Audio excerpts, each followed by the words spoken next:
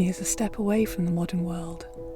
Wild seascapes, dramatic cliffs, expanses of open countryside, cattle and bird life that filter into your senses in the most gentle way. A trip to the Orkney Isles was the thing I just needed.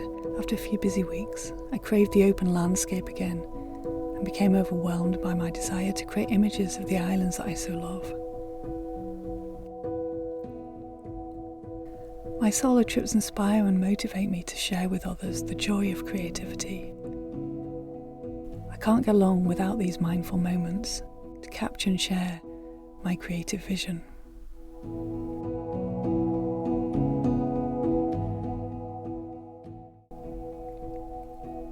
I know when I need to slow down to connect to nature and to shut out noise temporarily.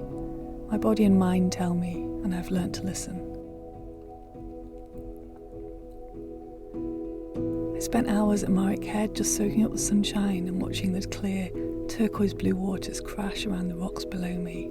The colour of the water in Orkney is something that draws me time and time again. My first time onto the island of Hoy feels like I've stepped into a peaceful place with simply miles of nothingness. Edged by an otherworldly beach, with boulders and sand and dramatic cliffs, I fall in love with another island. As I truly breathe in the open expanses of Rackwick, I hear only the birds, the wind, the waves crashing. My senses are eased by the sounds of nature.